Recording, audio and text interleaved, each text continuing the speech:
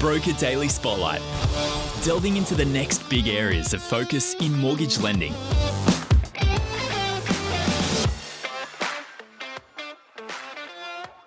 Hello everyone, welcome back to Broker Daily Spotlight, a special episode today. If you tuned in a couple months ago, you would have seen the episode we did with Wave Money in collaboration. This is part 2 of a 4-parter.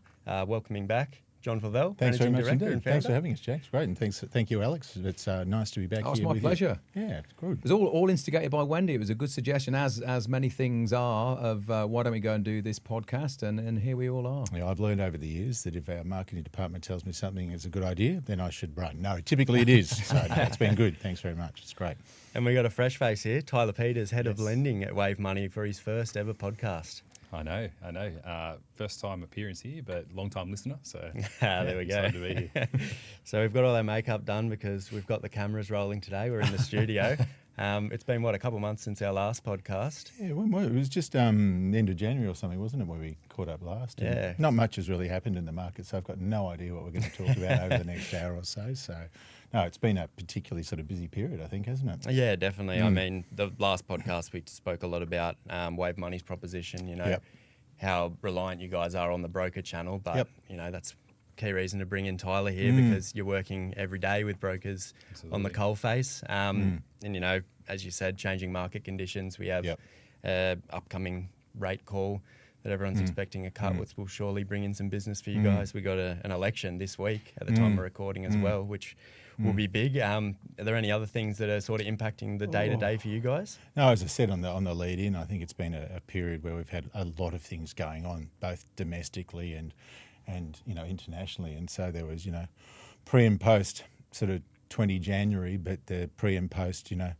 to April, and what that's meant for global markets and some of the implications for consumers in Australia and globally as well, and some of that uncertainty that it's created. So all of that, and as you said, against a backdrop of a federal election here at home, against a backdrop of some movement in terms of the cash rate that we saw in February. Yeah, as well. First time since November 23. That's right. Yeah, had that long hiatus, didn't we, Alex? It's been a long time, and welcomed. But we'll see where we go in May, really. And then some things have been going on as well in terms of payroll tax and some other industry issues, and interesting during this election cycle. How much of the discussion is about housing affordability? Very much so. Yeah, it's real. It's a central thing. Yeah. So I can imagine the sorts of questions and discussions that brokers are having with their clients now. And I think we said last time, when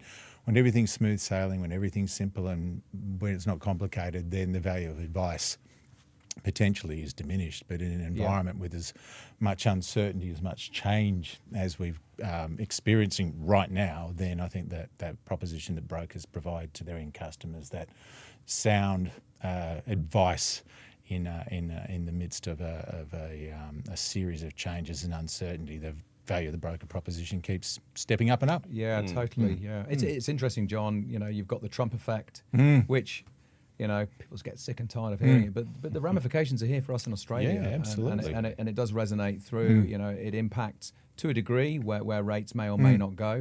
We hear the changing rhetoric really sort of weekly about the impact of overseas policy, and like you say, it's been a lot going on here. Yeah, absolutely. And I think you'd sort of say, well, there are the actual changes in sort of policy that the US may or may not implement and what have you, but it's the volatility that's created, that uncertainty. Because let's face it, if the wind shifts by 5 degrees, it seems to be that the administration in the US changes their policy on the fly. But it's just that volatility, and realistically, if we sort of we're looking at the sorts of things that anchored the cash rate where it was in Australia.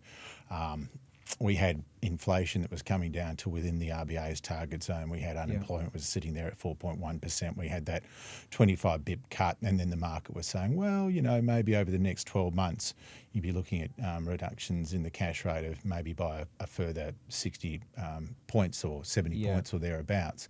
Now what you've seen in a very short period of time, and I talked about pre and post, Independence Day, the 2nd of April, then basically the markets overnight basically said, well, hey, we're going to factor in a 100% almost, certainty in terms of a 50 basis point cut in May. And then you've seen, just jokes, folks, we're not really going to charge you 235% tariffs. Then we've seen market expectations come down to, I think even this morning, the weighted expectations that we get 50 basis points in May.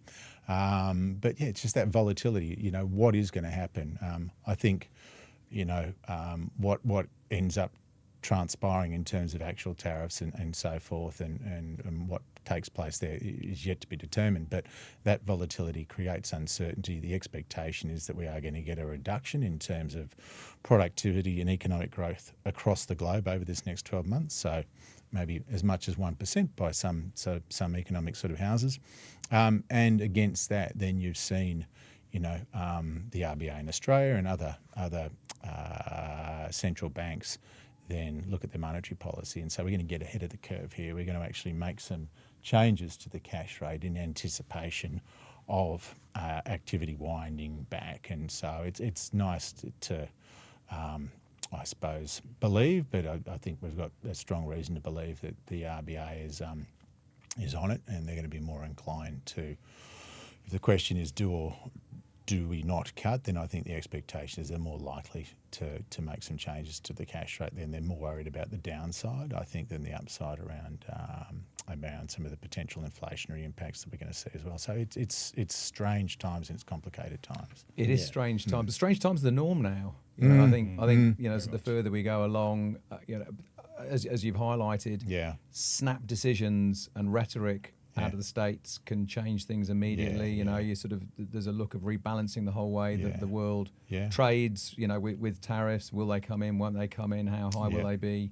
But I think the impact on the Australian borrower and indeed the Australian broker is that there is more uncertainty at home around what can I afford. Is now the right time to take on debt? What are my commitments? Should I wait? And brokers do an outstanding job in terms of providing reassurance there to their customers. And I think also, for those newcomers that come to the market, they're in a great position to provide advice. Yeah, absolutely. And no surprises that the proportion of consumers' needs that are being met by brokers continues to step up and up and up and up, which is a great outcome for the industry. But as I said, it's not surprising. Value like the value that brokers offer attracts and retains, and no surprises. Yeah, absolutely. The sort of buzzword of 2025 has been uncertainty. It's just been clouding all the media posts and everything that we see.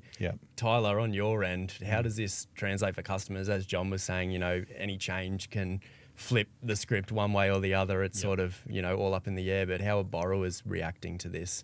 I think it's a good question because, you hear the uncertainty and you talk about, customers now being well represented, in the broker market.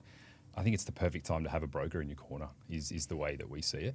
And I think what we see from customers now is a lot of people are looking at their circumstances, just trying to understand, am I on track or do I need to make some moves to do things a bit differently? What's my broker told me that's the best thing for me to do right now? And so I think what we see is more customers wanting to do more business, and I think there's more of a need for a bit of flexibility and understanding of people's circumstances. And so I think places like Wave Money as a non-bank lender can help, and I think more than that, brokers can be at the centre of all of that. Yeah, definitely. I mean, when you have all these complex structures, the non-banks really fill that niche, which is what you guys are doing at Wave Money. Is that something that you're seeing more and more from borrowers? They're needing complex structures when they're coming in for a loan? Yeah, I think so. And I think part of that is what I guess you might say your average customer would expect a big bank to be able to pick up. But then when it comes down to the application, that might not be the case. And so what was complex, could look entirely different now. And so we're seeing, a variation in the type of applications that we get. And I think the need to have a solution that can understand first and then think about, how we can best serve that customer. So I think we get a lot of questions, we get a lot of scenarios, and the scenarios I think is the key because, to the conversations around the global market, some business owners might be thinking about what does this mean for me and my business? And do I need to start thinking about a refinance or more funding or something else to get through it? Yeah, definitely. I mean, Alex, you're a self-described complex borrower. Would you say that? Bumbling borrower, maybe. Would all these, outside influences, Yeah. the global economy, definitely play a role in the way that you look to borrow money? It does, and I think also access to we're going through via your broker to a lender, getting good solid access to the credit department saves everyone time. It gets better outcomes for the borrower because you get a quick. The broker should be the custodian of knowing whether or not the application is likely to go through, particularly for the more complex things. And that's as a business owner, my loans are more complicated. I'm fairly highly leveraged. Obviously, interest rates affect my serviceability, but there's times where I decide I want to move on something in the market, and then I'm prepared to kind of wear a higher rate. But the most important thing then for me as a customer becomes getting the right outcome and getting a decision. And if it's a no, I want a quick no. Yeah. If it's a yes, I want a quick yes. Absolutely. Yeah. There's one thing that uncertainty certainly creates, and I suppose the way that many ADIs work, they kind of take a blunt approach to uncertainty. Things are uncertain, risk off. Yeah. Okay, Yeah. risk off. So all of a sudden the pendulum goes from somewhere in the middle to an extreme point. And there's a large number of consumers who don't represent any more risk now than they did, even against that shifting background. But then all of a sudden they find themselves in a situation where they can't get access to credit. And then it takes, I suppose, a deeper level of understanding and say, okay, look, the environment's changed so much. We need to be aware of that. But what's sensible, and what are the things that still should carry the day? And so, from our perspective, good businesses are good businesses regardless of some things that might be happening overseas and uncertainty and so forth. A large proportion of the Australian workforce, 18% of self-employed small business people. It's the fastest growing segment in terms of employment across the country, and we don't see that changing anytime soon. But sometimes an ADI says it's an environment with volatility, we're risk off. I'm sorry, then the level of impost that we'll put on self-employed borrowers has just gone from there to there, and that comes down to what you believe you can service and what we say you can service has just changed. And that precludes people from the market. From an income perspective, then any volatility, uncertainty around your earnings, we're going to turn that sort of switch off as well. And so it's hardly surprising for us against that sort of backdrop. We see more people coming to us and say, look, I've got a good business, I've got a viable business.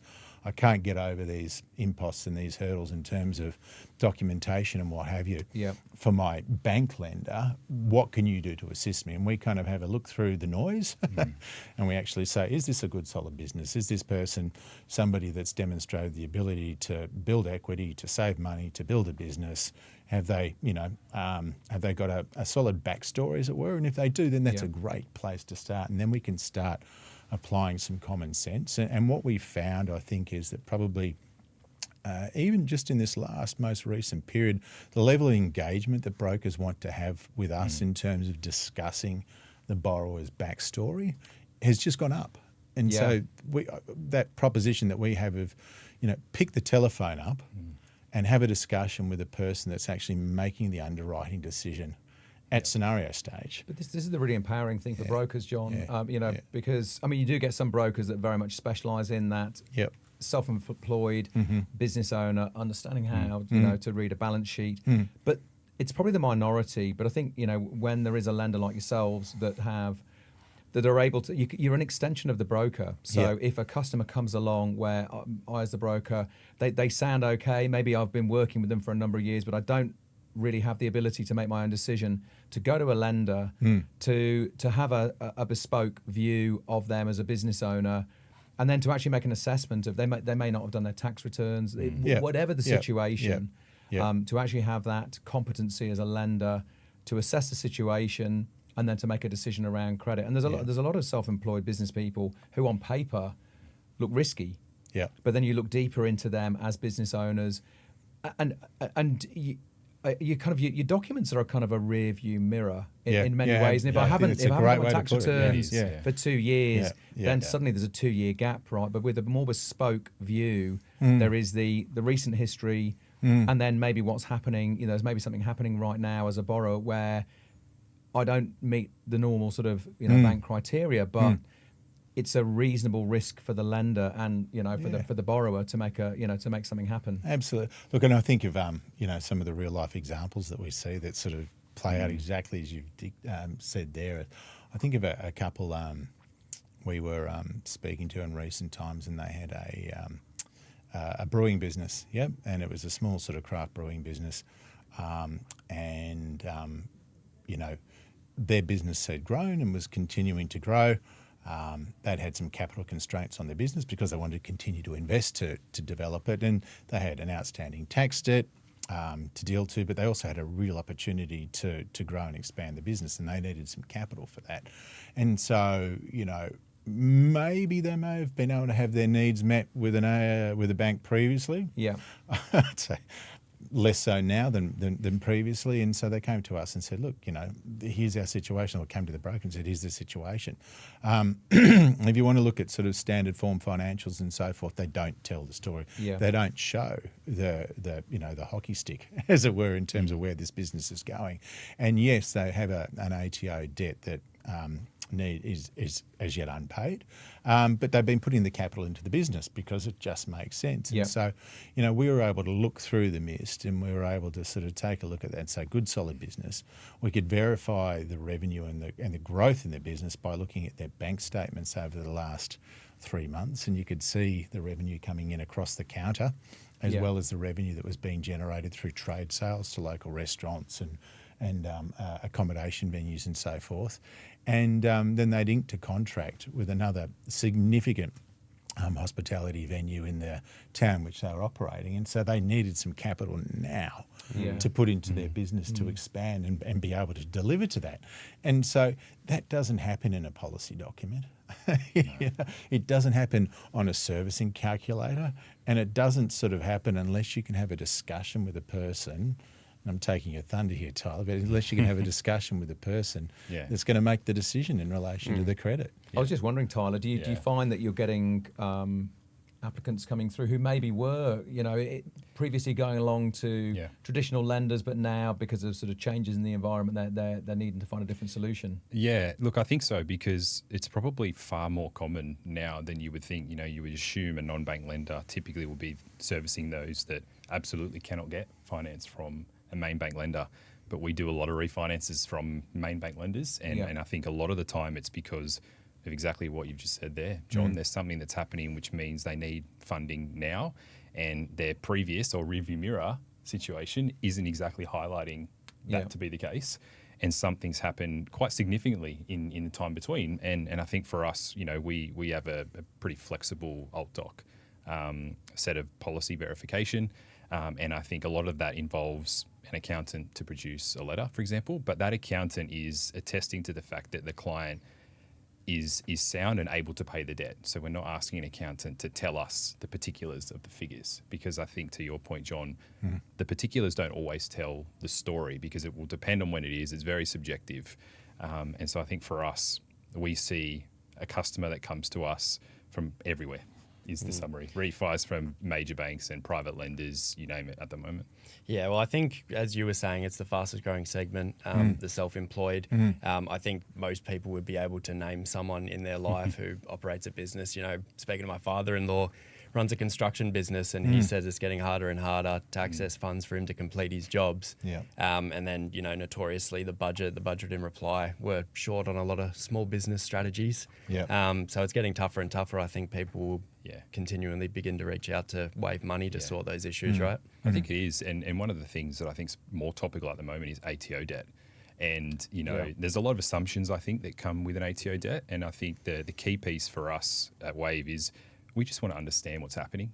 And I think quite often you can get hung up on what a policy says or a procedure says. And so for us, to be really clear, we have two things we need to do. We have to be responsible with how we lend our money. That's first and foremost. And then we have to do so with respect to our own policies and parameters internally.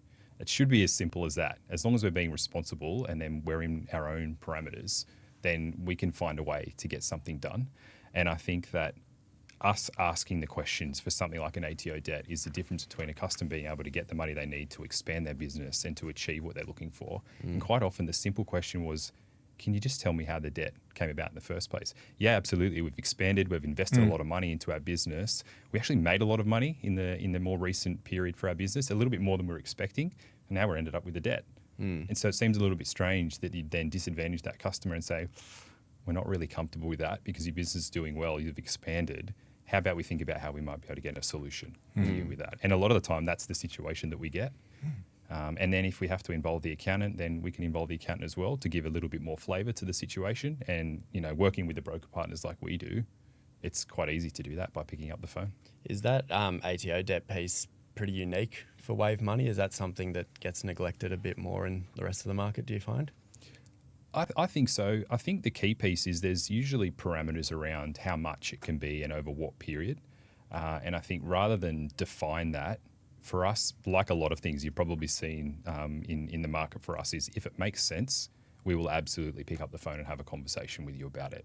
And so it's less about how much of an ATO debt and more about what the story is. So to give you an example, we had an application last year, and I don't think I'll ever forget this application personally, probably because of the time constraints and the fact that it was approved while we were out at a broker lunch.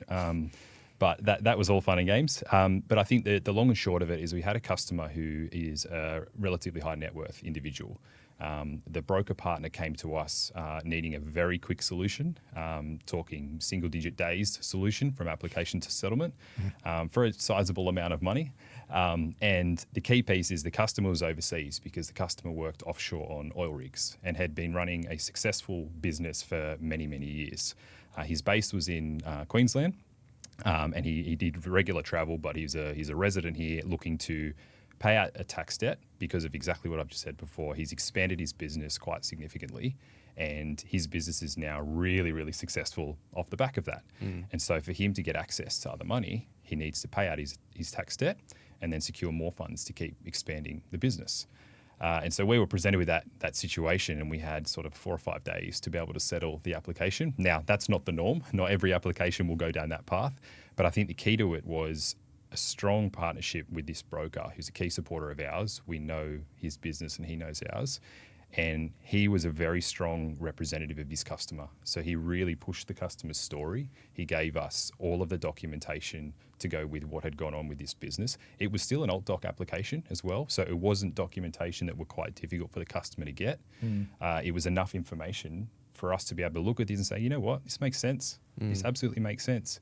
And, the loan's been with us for over 12 months now, stellar conduct. He's probably going to come back again to get some more money to expand because the business is booming. Yeah. It's doing really well. They're the best kind of stories to hear, the ones that you hear, brokers talking about experiences of actually building and developing those relationships and keeping those lines of communications open. Is that something that's pretty big part of your proposition at Wave Money? Yeah, it is, absolutely. And I think the key to it for us is our team is accessible. I've worked in a number of organisations throughout my career and sort of experienced the different levels of, how approachable a lender can be and how not. And in our case, we all have our phones. We're not hidden. We love conversations. We have broker numbers saved in our phones and theirs and ours in theirs, for example. And the key to business, I think, for a non-bank lender is being available when a customer needs you. It doesn't help anybody if it takes you 4 or 5 different calls just to get to an assessor, for example. Look, it might take us a little bit more time up front if we spend time with brokers to go through a scenario for an application we haven't actually got in the door yet. But the amount of times that saves us and the customers when it comes to fruition, which is a lot of the case as well, because brokers now are increasingly understanding what kind of business that Wave Money is here to do. Yeah, definitely. And as I understand it, you're very active with the brokers themselves, right? As the head of lending, you're constantly chatting to your broker partners and, getting those stories, which helps get deals across the line, right? Yeah, it does. And selfishly, it helps me get a really good understanding as to the flavour of what we see, because I think it can be easy if you are sort of semi-far removed from the process to think you know what kinds of transactions are coming in and what customers actually need, what's on the desk of a broker right now. And for myself and the team, we're all so close to that with the brokers. And so we're on a personal level with a lot of them now where they can call us and just tell us, hey, this is what's on my desk. What are you thinking? Does this work? Does it not? And Alex, to your point before, it's either a quick no if it's not, or we'll say, hey, yeah, let's keep going through this and see where it can take us. Yeah. I think one of the things that Tyler does particularly well, and he's to most to maybe mention it, so let me, is that he keeps his ear to the ground in terms of what's happening across the environment. And so we talk about ATO debt, and ATO debt is very big and it's very real, and understanding that potentially at this point in time, the ATO has another level of vigour in terms of realising or collecting on those debts than they did maybe a quarter or 2 quarters ago. Yeah. And so there's, once upon a time, people in business may have said, listen, okay, I'm paying interest of X on my ATO debt. That's not inexpensive. But actually, you know what?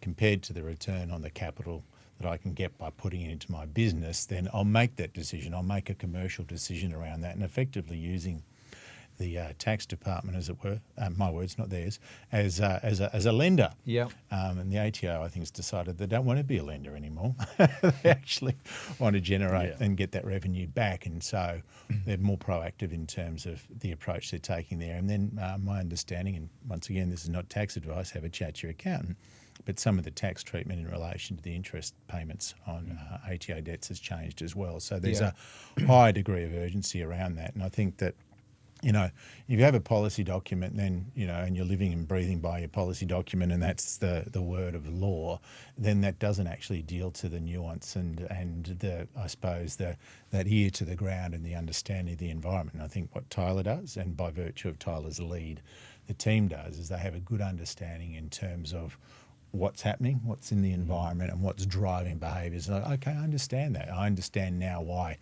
you may have previously prioritised investing and putting capital into the business to grow it, but I also understand now that there's more of an imperative to extinguish that debt with the ATO, and so that's hugely important, I think. Yeah, definitely. The ATO has definitely sharpened up, and I think they gave small businesses a bit of a free pass, post-COVID. Which is good. They're just now bringing it back to BAU, but you know, I'm sure there's going to be brokers listening into this. Some are going to deal with self-employed and business owners a lot, but others maybe not so much so. Yeah. If you run a business, there are reasons why you don't maybe do your tax returns as quickly as you know, sort of everyone else does. Sure. And there's reasons why, and as you've very, very clearly highlighted, why you may choose to have debt in that particular area and deploy that capital elsewhere. So, and I think for brokers that aren't used to dealing with self-employed or business people, it can be a bit of an alarm bell ringing where somebody comes along and says, well, I haven't done my tax returns, or I've got some tax debt. And brokers are very vigilant to sort of liability. However, I think just understanding that there is, that there are lenders out there, and I've known you a long, long time, John, and you've obviously seen the opportunity in this space to cater for a very specific market niche. You're not looking to be all things to all people. No. So I think it is, when you do get that type of a customer maybe come in where it's outside of your comfort zone as a broker, that you can have access to a lender and also get access to credit and get a sort of a clear decision on whether there is actually a solution there or not. Yeah, and I think, as you say, access to credit, and that's, product, policy, price, etc. Everybody has one. That's fine. How different are they? There are subtle points of differences sometimes, but the big thing is that it's when you need to actually have some common sense or access to common sense, where you can have a conversation with somebody that says, I get it. So, you talk about your father-in-law, the builder, and, access to funding for the next development and so forth. That's a part of the market that's really contracted, or the supply of funding into that part of the market's contracted, and because the ADIs don't understand it and have their standard risk parameters and so forth, but say, actually, I get it. But that's what they're geared for, and they do their job perfectly well. But again, it leaves that area, because the bottom line is, for brokers, having a solution for your customer, if they are creditworthy, you've got various layers of where you go to get a solution. You've obviously got your vanilla borrower, but as long as there's somebody a lender along that scale for a creditworthy borrower, the further you get towards, and I know you don't play in the sort of the far end, but there is that area of the market where you play. Absolutely. Yeah. I mean, as I've said before, we enjoy backing small business. We enjoy backing all borrowers actually, but really, small business owners are the bulk of people who we find solutions for, And for us, it comes down to some of those basics sort of of credit that that policy and what have you doesn't deal to, and it's about character, and it's about their conduct, and it's about the capital. And so if somebody has equity, we like that. Yeah. We still need to demonstrate that they can service the debt, but the means by which we do that can be different, and that can be having a conversation and understanding why is there this, why haven't they completed their returns in a timely manner, or why is this significant variability between periods, even if they have completed their returns, and walking through that and talking through that and understanding that, and then looking at the conduct and the character of the borrowers, and if people have got a track record of meeting their commitments, then will I look in the rearview mirror on that one? Yes, I will. Yeah. Yes, I will. Yes, no, I will absolutely, do on that one. And it's not to say that we don't provide solutions to people that haven't had a couple of hiccups. We will. We won't go into the discharge bankrupts for a day and so forth. That's not our domain. But if somebody has a lower credit score, as long as we can sort of walk through that and we can see that it makes sense, as long as they're not currently in arrears and trying to sort of refinance in an arrears facility, then we can provide a solution. And so what we get in a large number of instances, as well as we get people who may have funded through a private borrower for a short period of time, and they try to refinance the facility in an ADI, or many bank or non-bank lenders will say, we're not going to go anywhere near that. It's got to be terrible. If they're with a private lender, then their ability to service the debt just can't. Well, that's just not true. So we do lots of refinances from private lenders, whether the interest was capitalised over that period or whether they are making P&I repayments. That's something that we embrace, and it's a requirement that's quite significant. So those sorts of things are where we can step in and provide solutions. Small business is the backbone of Australia, and I'm sure many small business people, same as myself, and your father-in-law, I don't know how big his business is, but there's something characteristic in most small business people. They take their business very seriously, they work extremely hard, but they navigate a different path when it comes to credit and finance than your PAYG customer. Yeah. And all the small business people that I know, they're very passionate about their business. They don't take risks around their business, and they will make things happen. They will work harder. They will do what needs to be done in terms of their business to make sure they meet their financial requirements. And business and access to credit go kind of hand in hand. Yeah, so absolutely. It's not surprising, but we actually provide a lot of solutions to brokers themselves. Yeah, we do. And I think with a business that like ours that prides ourselves in connection to brokers and understanding a broker's business, I think you can take that next step and say, well, we'd actually lend the money too, because we think it's obviously a really viable business venture, if it's a broker looking to expand and purchase a loan book, for example, which a lot of the time it is. Like a hairdresser for hairdressers. That's exactly right. Yeah. And so why talk would to me you about not? hairdressers, Alex? You and I. Not the right audience.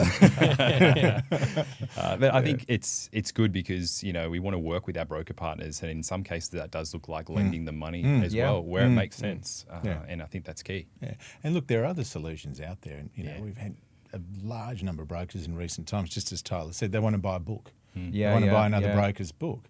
And there are other lenders out there, unsecured, not a problem. Oh, good. Well, they'll give you 65% on their valuation of the asset, their valuation, after they've charged you a large fee to actually value the asset. And then you'll need to amortise the debt over a period of 5 years, which just eats all of the cash flow. And you say, that just doesn't make any sense. Maybe it makes sense for that lender, but it doesn't make sense for the actual broker themselves. It's sort of like, this is something that makes sense in the context of your business. There's efficiency, there's scale, there's all those sorts of things. You know what it is that you're doing. You have equity in a residential property, so why wouldn't we let you access that equity in that property and let you take it on terms where you can manage your cash flows and continue to grow and expand. So that's a big one that we do, broker-owned loans. And, a lot of them are alternate doc. The vast majority are alt doc applications because of some of the seasonality and the variability, and us needing to look at some of the income associated maybe with the new asset that they're purchasing too. I think you mentioned context there, John. I think it's really important to stress that with almost our whole philosophy when it comes to applying credit in these situations, because in isolation you could have something that really doesn't look good by itself, but then when you compare that to the borrower's profile, and it could be a really strong credit score, or repayment history has been great forever, or they've been running the business for 15 or 20 years, once you start to add those elements in, something that may have started out being what seemed to be unfavorable can end up being something where we can provide a solution for. And the key to it is brokers telling us that information and giving us the context. And so I think that as a lender, we ask questions, and a lot of them, but we try and make sure that they're the right ones so that we're not wasting time, but we want to get to the point. And that goes beyond just the initial stage, right? Because you guys have a lot of servicing criteria as well that is different to stuff that I've seen elsewhere. What are some of the unique aspects of that you guys are promoting at the moment? So we have a strong servicing calculator in my view, and the reason I call it strong is because it's simple. And I think simple is strong in this case. And I think the aim is to not confuse brokers. So some of the simple things that we like to do that we believe help, we see a lot of applications for investors with sizable property portfolios and the associated debts that come with it. And one of the key areas I think applications can be unstuck is when those repayments on those facilities are stressed. So for Wave Money, we don't stress those other debts. So we take into account the actual repayments, and on P&I if it's an interest-only loan, but it will still be an actual repayment. It won't be stressed. We're stressed the application, so there still is a buffer, but we're not buffering again on the other loans. So that definitely is targeted at investors. I think a couple of the other things is we take 100% of some of the non-standard types of income. So where it's appropriate to do so, we can use 100% of the overtime, commissions, bonuses, and quite often the way in which we do that is we ask a question. We ask a question, we get a reasonable response, and then we can say, cool, that works for us. We think that makes sense.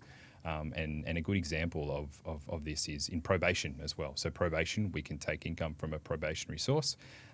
We had a school teacher, so it's actually going to combine a couple of different types of our servicing aspects, but we had a school teacher who recently graduated and secured her first teaching position.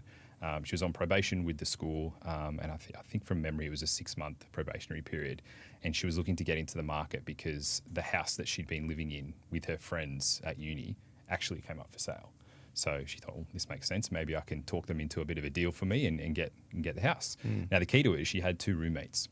And so the two roommates didn't really want to go anywhere, but she still wanted to buy the property. Now, not a lot of lenders would probably look at that if housemate or boarder income was needed to make the deal work. It's something that we absolutely can. So for us, it was simple questions of tell us about the situation. She described that. The 2 housemates had signed a lease agreement as well, and that was good for the next 2 years. So they had no plans of going anywhere. And we were comfortable with the probation because if you think about it logically, she's been studying to be a teacher. She secured the role as a teacher. She'd saved a little bit of money herself as well at the same time. So she's been studying and renting and saving. That's great character. Credit score was good. And so for us, it ticked a few boxes. But you're combining a few different types of servicing benefit there on the one application. And again, we've had the loan now for 1.5 years and it's going great. Yeah, I love that tell us your story approach. It's interesting and unique, I think. And how stoked would she be as well? Yeah, definitely. I mean, she probably went into that situation thinking there wasn't much available, right? And has come out, with that's a loan. A real scenario, when you're renting and suddenly the place becomes available and you want to stay there. It's a very emotional thing. It's your home. She's obviously, sort of co-living there, and to have the opportunity to be able to buy that and secure that and stay there. And it's a forever uni party house. Well, her friends are staying there. Exactly right. Exactly. Yeah, everybody wins. It's an interesting thing too, because you hear about affordability becoming more and more sort of difficult for people and almost unattainable. And you talk about 18 months for this young person, and that was in Brisbane. Okay. And if you sort of say, oh, well, I missed out now, but I'll just wait for property prices to come off and then I'll go back in. No fear, no foul. But, despite a lot of the uncertainty and the volatility and what have you that we have seen, then I think the last 12 months, the market in Brisbane was up by 15%. 15%. Yeah. So, you sort of extrapolate that. So I can't remember exactly what the purchase price for this one was, but it would have cost her $1.23 today. So it wasn't just about the fact that, she got to secure a property. It was probably actually, if we hadn't been able to deliver a solution then the chances of actually being able to deliver a solution now would have been diminished, and this person would have been chasing the greyhound lure even further down the track. Yeah. And you feel for young people like that, that's servicing. That's Brisbane. Perth. I think Perth was up by something in the order of 19% over this last 12 months. Yeah. And then Adelaide, 14%. Prices have jumped by 14%. And, a unit in Adelaide costs you now more than a unit in Melbourne does. And so what you kind of see is the markets in Australia are starting to, people are moving, people have always moved based on sort of like standard of living and housing affordability and so forth. But I think more so now than ever before. Yeah. And you're starting to see those markets where, if the average prices were lower, then you've seen a bit of a kick up in those asset prices, in part by virtue of the migration of people saying, this is nonsense, I'm going somewhere where I've got some sort of chance of affordability. But it's nice to sort of be able to provide people with solutions in those sorts of circumstances. And in a lot of instances, I know that we did one just the other month to some people that were living in New South Wales, couldn't afford to buy in New South Wales, and they moved specifically to South Australia because of the housing affordability. And so this person was self-employed, and they had contracts in place. They could deliver to those contracts regardless of where they were. And I think the female applicant in this instance was actually working for the government, and her role was portable.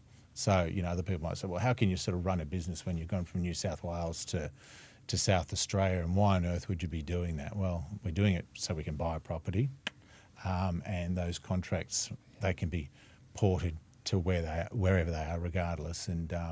And that sort of thing, as you said, Tyler, about trying to include 100% of income and taking a commercial, sensible approach to it, understanding what these people are doing. It's a real thing. And so being able to deliver solutions on servicing and serviceability. Not many people come back to us, and when you've said, yes, you can have X, the next question is typically, may I please have some more? And may I have it for a lower rate, because people are always just trying to. So the ability to help people into the market, to get them in at that point in time, or to get them into a position where they can, take a foothold in a part of the market that they otherwise thought they couldn't if they were looking at sort of, inner city Sydney, and, the difference between being there and being another 25 kilometres away was $100,000. Yeah. Well, being able to enable them to do that makes a whole lot of sense, and it can pay off in many multiples in the years to come too. So it's important, especially as the market is at the moment. It's only going to get more important. So brokers, if you're out there, if you have a unique client, tell Wave Money your story, reach out to them directly, or reach out to us and we can facilitate. But unfortunately, that's all we got time for today. Right. Thank you again, guys. It's been a pleasure. Thanks Thank for you having us. as always. It's been great. Thank you. Thanks, guys. We'll chat to you soon. Cheers. Pleasure.